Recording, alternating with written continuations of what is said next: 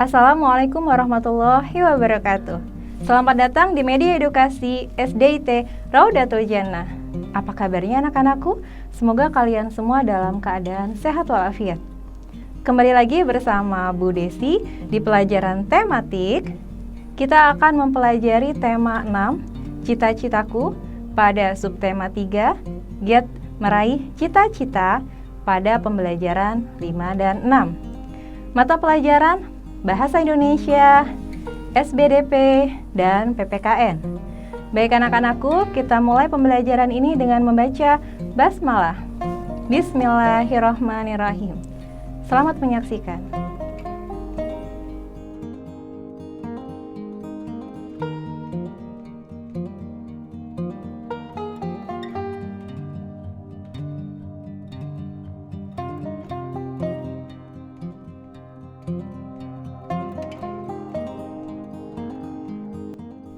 Pada pelajaran Bahasa Indonesia, kita akan mempelajari tentang mendeklamasikan puisi, karya pribadi, dan teman.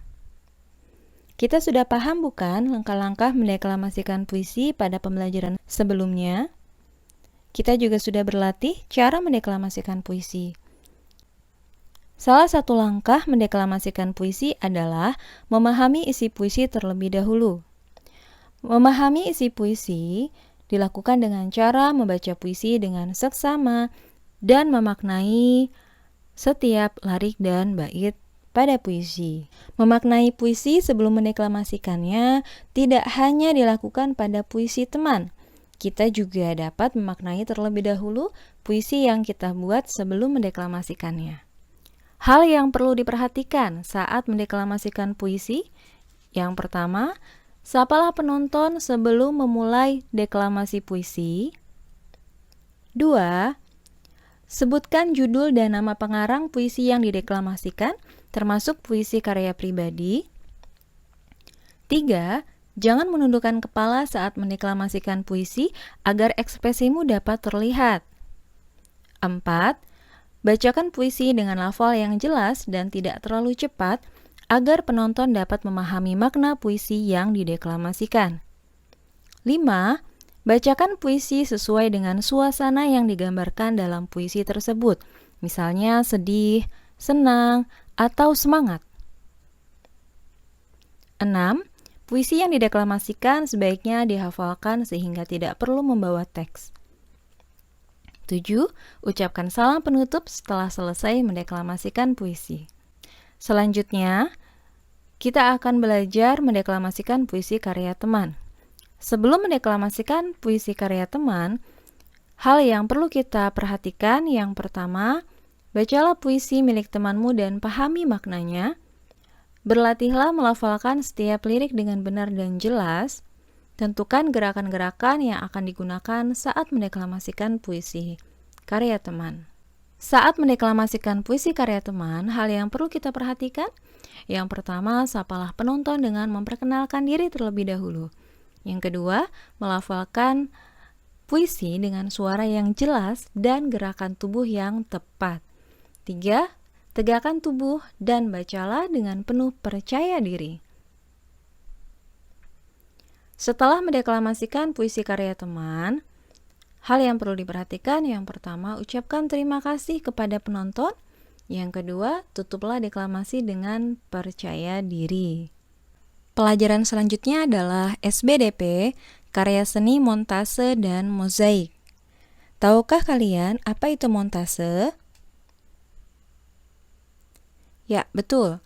Montase adalah karya seni rupa yang dibuat dari beberapa gambar berbeda yang ditempel pada satu lembar kertas atau bidang lain sehingga menciptakan sebuah gambar baru dengan tema yang diinginkan. Contoh bahan untuk membuat montase antara lain potongan gambar dari majalah, koran, foto, atau bahan lainnya. Gambar-gambar itu diatur dan ditempel sedemikian rupa sehingga menghasilkan gambar baru yang lebih bermakna. Ini ada beberapa contoh potongan gambar dari koran atau majalah dan yang lainnya yang akan ditempelkan pada background atau gambar pemandangan sebagai latarnya. Bagaimana perasaan kalian ketika membuat sebuah karya seni dan berhasil menyelesaikannya? Saat membuat karya seni, kalian dapat mengekspresikan perasaan kalian dan menuangkannya pada karya seni yang kalian buat. Setelah mempelajari tentang karya seni rupa dengan teknik kolase dan montase, kalian juga akan mempelajari karya seni rupa selanjutnya, yaitu karya seni rupa mozaik. Apa itu mozaik? Ya, betul. Mozaik adalah karya seni rupa yang pembuatannya menggunakan potongan bahan yang dipotong atau sudah berbentuk. Contoh bahan untuk membuat mozaik antara lain biji-bijian, kulit telur, pecahan keramik, potongan kayu, dan potongan kertas.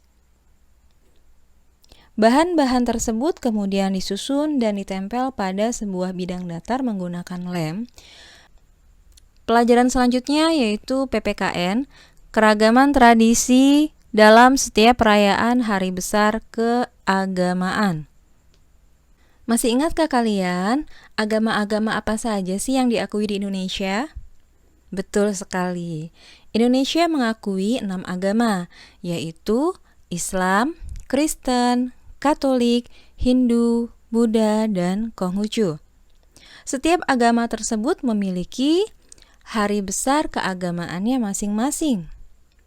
Setiap perayaan hari besar keagamaan memiliki makna penting bagi pemeluk agama yang merayakannya.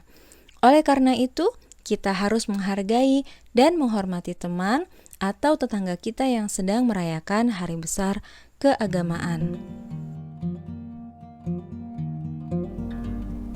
Bagaimana anak-anak? Kalian sudah paham belum? Kalau belum, silakan kalian menyimak kembali video pembelajaran tadi ya, sampai kalian betul-betul paham. Baiklah, demikian video pembelajaran dari Bu Desi. Semoga bermanfaat, kurang lebihnya mohon maaf. Wassalamualaikum warahmatullahi wabarakatuh.